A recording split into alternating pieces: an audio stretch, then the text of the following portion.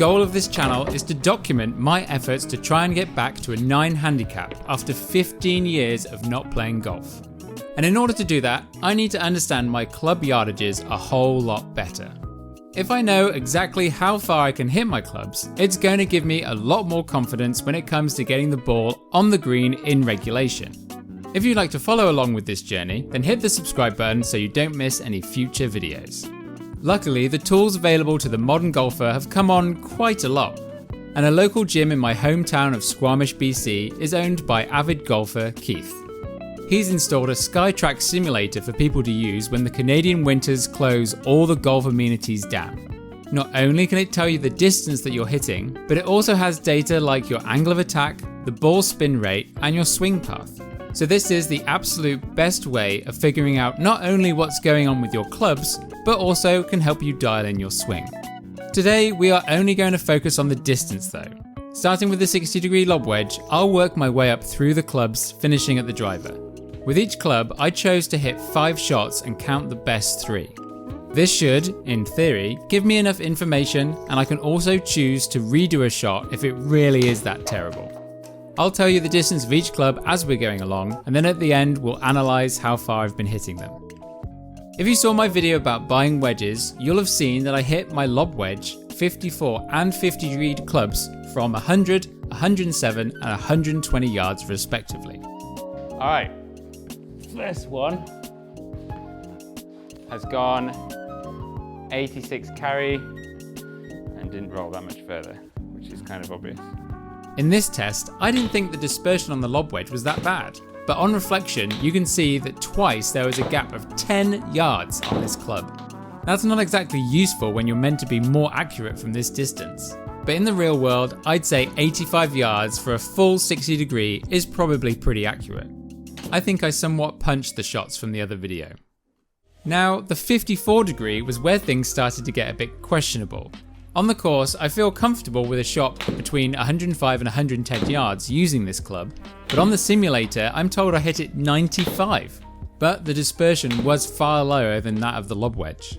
One thing I have noticed when using a range map with the higher lofted clubs is that my distance goes down. Do you find this as well? If you do, drop a comment below, but it might just be me. The 50 degree numbers seemed a little bit more realistic. I have noticed on course that the ball comes off this club very strong, and I have a lot of confidence with this carrying 120 yards. So the number of 116 doesn't seem far off. However, as the clubs get longer, you'll notice that the balls are starting to go to the left. A lot to the left. A quick look at the swing path and the spin generated and you can see why.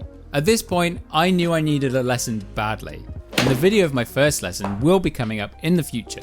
Needless to say, we made some big gains, so don't forget to subscribe and catch that one.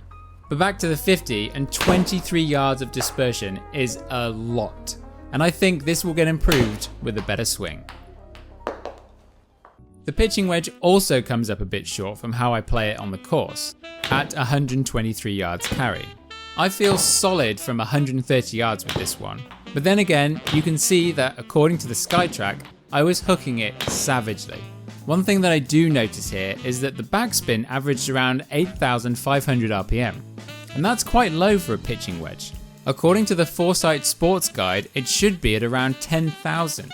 But with this ball speed of around 95 miles an hour and a 25 degree launch angle, the carry does actually match up with the chart. Interesting. The 9-iron has a similar situation with backspin. It looked like it averaged about 8,000 RPM. And the guide suggests it should be up to 9,000. Is this perhaps to do with the map? That would make sense. A carry distance of 137 yards here is right on the money, as I look at my 9-iron as the 140 club. Also, with a shot dispersion of 5 yards, I was pretty consistent with this, but consistently terrible with it being 26 yards to the left. Now, what was going on with the 8-iron here? Because I ended up with a carry distance of only 3 yards longer than the 9-iron. And it's my go-to 150 yard club. I was confused. But looking at the launch angle, it was around 22 degrees, and the guide suggests it should be 16.5. As I'm going through these clubs, I'm learning a lot that I'm doing something at the point of impact. And if I can get that fixed, then yes, I should probably be able to carry this club 150 yards. I was pretty convinced that I hit my 7-iron 160 yards, but the guide says I should be carrying it more like 166. The possible culprit? Launch angle. It's 6 degrees more than what the guide recommends. And this is the same deal with my 6-iron, carrying 170 yards in this test, and this is actually what I thought was the correct distance. But no, inconsistent is the word here, and it applied to the 5-iron as well. So as I looked at these last 3 results, the suggestions from the guide and what I believe the distance should be are completely different. You'll notice as well, as I get higher up in my irons, the distances are dropping. Clearly, something is happening with my club face at impact, and my launch angle has far more loft than it should have. You might be thinking that I should get my lofts checked here, but they have been checked to the manufacturer's guidelines, and I got them adjusted as soon as I first picked them up, so it's definitely something I'm doing. And then, out of nowhere, the 19-degree hybrid is almost right on the money. The launch angle looks great, the distance is dialed, and it's going a lot straighter as well. What? Still inconsistent, yes, but it would also explain why this club was such a go-to at the time of making this video.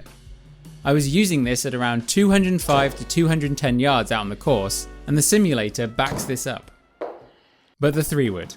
Oh, the 3-wood. The club that should be safe for everyone. This was only carrying 5 yards longer than the hybrid. Why?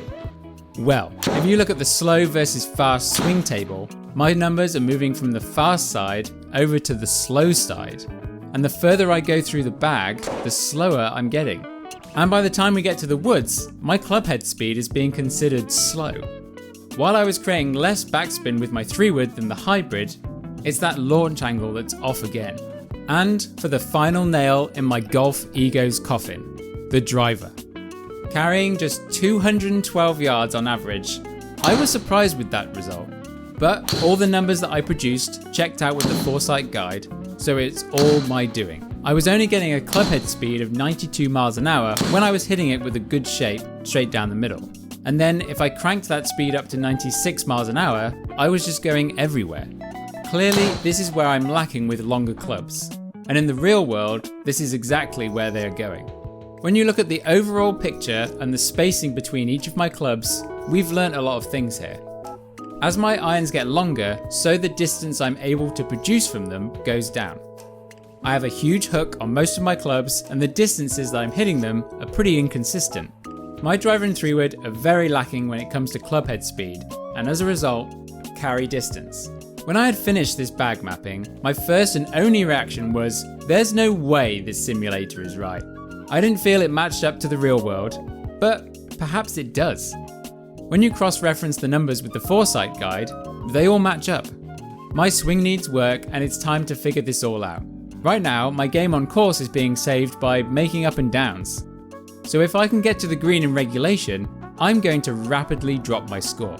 If you would like to see how I sort out these issues, then hit subscribe and follow along. Have you ever used a simulator? And did you have a similar experience to mine? I want to know. Pop your experience in the comments below, and if you've enjoyed this video, then hit the like button. Thanks for coming along, and I'll see you on the course.